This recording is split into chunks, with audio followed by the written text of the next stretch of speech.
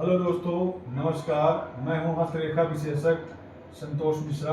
आप सबका मेरे चैनल हस्तरेखा रहस्य में हार्दिक स्वागत है। आज मैं आपको दूसरा चैप्टर शीर्ष रेखा का दूसरा चैप्टर पढ़ाने जा रहा हूं, अच्छी तरह समझाने जा रहा हूं और आप लोग के लिए बड़ा उपयोगी होगा और ध्यान देकर समझिएगा। चलिए आपको आज बताएंगे कि क्या होता है जब शीर्ष रेखा मंगल के द्वितीय छेद से प्रारंभ हो। सबसे पहले तो आप समझिए कि शीर्ष रेखा क्या है। तो शीर्ष रेखा ये वाली आपको बता चुका हूं पहले वाले चैप्टर में। शीर्ष रेखा ये बीच वाली रेखा जो गई है, जिसको आप मस्तिष्क बोलते हो, यही शीर्ष रेखा है। अब मंगल मंगल प्रथम इधर होता है, ठीक है। यहाँ पर आपका मंगल, ठीक है ना, यहाँ पे आपका मंगल प्रथम होता है। मंगल कर देता हूं, ठीक है, मंगल प्रथम। और यहाँ द्वितीय होता है, यहाँ पे होता है आपका मंगल, ठीक है, मंगल द्वितीय। बस इतना दो करके छोड़ दिया। चलो मंगल द्वितीय। अब मंगल द्वितीय मंगल प्रथम हो गया। अब ये रेखा जो है, आपको मैं बता रहा हूं जहां शीर्ष रेखा, जब शीर्ष रेखा मंगल के द्वितीय छेद से प्रारंभ हो तब क्या होता है। तो जब शीर्ष रेखा मंगल, अब किस टाइप से होगा सबसे पहले तो ये समझो। आपका जैसे कि ये शीर्ष रेखा आपकी मैं मिटा दिया। अब ये मंगल द्वितीय का मतलब यहां से ये रेखा ऐसे निकल के आ रही है, समझ गए आप। यहां से वो मंगल वाला क्षेत्र है, मंगल द्वितीय वाला।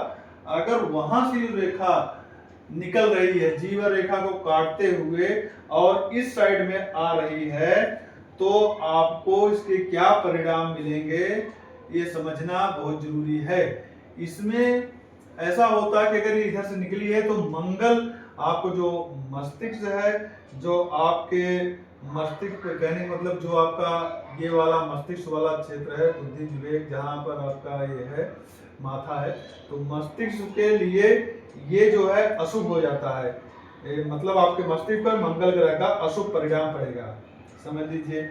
इससे कारण से आपका जो मस्तिष्क है हमेशा आपको बेचैन रखेगा, झुंझुनाहट प्रकट करेगा। आपके कोई आदमी आपसे कुछ बात करेगा तो आप बड़े जल्दी ताव में आ जाओगे, बड़े जल्दी गुस्से में आ जाओगे और मतलब झुंझुलाहट आपके पास रहेगी। कहीं नौकरी करोगे तो बड़ी जल्दी अकड़ जाओगे, उससे झगड़ा करने लगोगे। नम्रता नाम की चीज नहीं रहेगी और हमेशा ताव भाव में रहोगे। तो ये क्या है, चिड़चिड़ा स्वभाव आपको बना देता है। धीरे धीरे आपकी आदत में आ गया, आप चिड़चिड़े हो जाओगे, तो सफलता आपको नहीं मिलेगी। तो ये चीज आपके लिए नुकसानदायक होता है। आप कहीं भी रहोगे, आसपास पड़ोस में झगड़ा लगा कर रखोगे या उससे पड़ोसी झगड़ा करते रहोगे, उसमें इंटरेस्ट आएगा तो सफल नहीं हो पाओगे। ये सब चीज बहुत ही घातक होती है। मतलब कि आपके शांति स्थिरता आपके पास नहीं होने के कारण या आप कोई काम को ठीक से अंजाम नहीं दे पाओगे। स्वभावतः इनके ये गुण जो है ना, सफलता में आपके बाधक हो जाते हैं। मैं ये सही रूप से बताना चाहूंगा कि ये आपके सफलता में बाधक होते हैं। और जीवन रेखा इसी प्रकार से जो ये मिली हुई शीर्ष रेखा है प्रारंभिक अवस्था में, ये कई लक्षण होते हैं जो कि मैं आगे चल के आपको बताऊंगा और उसको आप सामान्य फल भी बताऊंगा, ध्यान से समझिएगा, ठीक है। ये तो मैं बता दिया। अब आपको बताता हूं कि यदि शीर्ष रेखा जीवन रेखा है, शीर्ष रेखा तथा जीवन रेखा दोनों का उद्गम एक स्थान पे हो, लेकिन दोनों में अंतर हो, हल्का सा दूरी हो, एक दूसरे से भिड़ी ना हो। जैसे कि अब बता रहा हूं आपको, इसको मैंने मिटा दिया, अब ये भी मिटा दिया। अब यहाँ से प्रारंभिक स्थल पे यहाँ पे गई है, लेकिन दोनों भिड़ी नहीं है, अलग अलग है। जीवन रेखा से थोड़ा सा दूरी बना के रखा है। तो अगर ऐसा है और आपका हाथ देख लेना, ऐसे ऐसे नरम है, हल्का सा मुलायम है कि नहीं है। अगर ज्यादा ठोस होगा तो नहीं, लेकिन अगर मुलायम है और जो आपकी अंगुलियां हैं, मतलब अंगुलियां तीन पर्व होते हैं, 1 2 3, तो जो प्रथम पर्व है, प्रथम पर्व जो है उसमें अगर चतुष्कोण हो, ठीक है ना। प्रथम जो मतलब चतुष्कोण का मतलब जैसे अंगुली यहाँ बीच में ऐसे लाइन गई, यहाँ गई है। अब ये मेरी मान लीजिए लंबी है, किसी का चतुष्कोण बन जाएगा, छोटी होगी ऊपर वाली लाइन छोटी होगी, तो ये चौकोर चारों का क्षेत्रफल उतना ही होगा, बराबर होगा चारों कोणों का योग, तो उसी को चतुष्कोण कहते हैं। अब अगर चतुष्कोण यहाँ पर हो जाता है तो उस बंदे का फायदा ये होगा कि आत्मविश्वास और आत्मशक्ति उसका दोनों बढ़ेगा और उसके पास शक्ति भी रहेगी, अपनी शक्ति का प्रयोग कर पाएगा, जहां जरूरत होगी वहां पे प्रयोग करेगा। चलिए आगे नेक्स्ट, यदि बृहस्पति था मंगल के क्षेत्र विस्तृत हो, ठीक है ना। अब ये आपका बृहस्पति हो गया और मंगल का क्षेत्र विस्तृत का मतलब थोड़ा सा बड़ा है, इसका क्षेत्र भी बड़ा है और इसका भी क्षेत्र बड़ा है और उन्नत भी है। उन्नत का मतलब हल्का सा उठा हुआ और साफ सुथरा, कोई इसमें कटपिट नहीं, दोनों साफ सुथरा है, उठे हुए हैं। तो उसके अंदर, उस व्यक्ति के अंदर आत्मविश्वास और भी ज्यादा बढ़ेगा, जिससे वो हर जगह बढ़िया नेतृत्व करेगा और ईमानदारी से कार्य को भी करेगा वो। चलिए आगे, यदि शीर्ष रेखा और बृहस्पति रेखा के ऊपरी भाग, ठीक है ना, ये शीर्ष रेखा हो गया और बृहस्पति का जो है ऊपरी भाग जो है मतलब कि तर्जनी के नीचे से जो प्रारंभ होकर के आता है, ये वाला तर्जनी के नीचे वाला, तो इसमें अगर कोई नीचे बृहस्पति क्षेत्र नीचे गोलाई लेकर के आए, कहने का मतलब आपको मैं बताना चाहता हूं, 1 मिनट, ऐसे करके आए और यहाँ शुरू होकर के ऐसे गोलाई लिए हुए आ रहा है, ठीक, ये ऐसे वहां से पहले निकला तर्जनी के नीचे से, हल्का से राउंड मारा गोलाई लेकर, फिर आगे आया शीर्ष रेखा, तब फिर शीर्ष रेखा या मस्तिष्क रेखा दोनों समझिए, ठीक है ना। तो ये अगर ऐसा लेकर के आया और फिर सीधी हथेली की दूसरी तरफ ये चली गई, ये यहां आ गई दूसरी तरफ, तो क्या होगा कि व्यक्ति का जो घमंड है वो बहुत ज्यादा होगा। कहने का मतलब उसका घमंड, हर बात में घमंड उसको झलकेगा। आप कुछ भी बात बोलोगे वो ऐसा बात करेगा, घमंड आपको अच्छे नहीं लगेगा। तो कहने का मतलब उसका जो वृथाभिमान बोलते हैं भाषा में, जो साहित्य भाषा में वृथाभिमान मतलब कि व्यर्थ का घमंड, उसके पास व्यर्थ का घमंड होगा और अधिक मात्रा में होगा। ऐसा आदमी कहीं सफल नहीं होगा, वो जो है यहाँ तक कहीं कहीं उसको मार भी खाएगा वो। इसलिए ऐसे लोगों को थोड़ा सा शांति, अपने स्वभाव में हल्का सा बदलाव लाना है।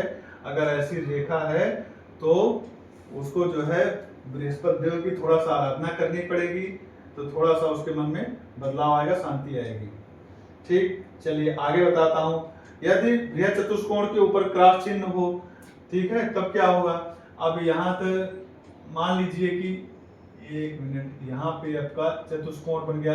यहाँ मैक्सिमम से यहाँ होती सबकी, लेकिन किसी किसी के नीचे होता है, तो ये और ये मिला के चतुष्कोण हो जाता है। ठीक, मतलब कि चारों तरफ का क्षेत्रफल उतना ही रहता है।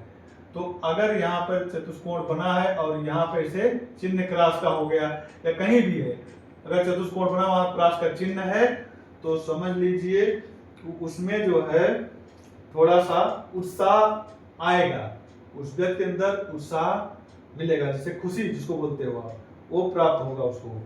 और अगर शीर्ष रेखा चंद्र क्षेत्र की ओर झुकती हुई जावे तो क्या होगा, ठीक है ना। जैसे कि ये शीर्ष रेखा है, अब आपका जो है ये चंद्र वाला एरिया है, ध्यान रखना है, चंद्र क्षेत्र की ओर ऐसे झुकती हुई आ रही है। अब तब फिर क्या होगा, और इसके साथ में हृदय रेखा जो है, उसकी हृदय रेखा समझ रहे हो ऊपर है। अब ये ऐसे कटा पिटा है, टेढ़ा मेढ़ा है, यहाँ कटा है, ऐसे है, इस टाइप से है, तब क्या होगा समझ गए आप। कहने का मतलब ये वाला शीर्ष रेखा यहाँ पर झुकती हुई, यहाँ से आते हुए सीधा चंद्र की तरफ आ गई, और हृदय रेखा थोड़ा सा कटी फटी है। इस टाइप से अगर दोनों लक्षण मिल रहे हैं तो व्यक्ति पक्का जिद्दी झगड़ालू होगा, ये गारंटी है। ऐसा व्यक्ति जो है वो झगड़ालू और जिद्दी प्रवृत्ति का होगा। चलिए आगे बताता हूँ। यदि शीर्ष रेखा जीवन रेखा से दूर शनि के क्षेत्र के नीचे प्रारंभ हो, ठीक है ना।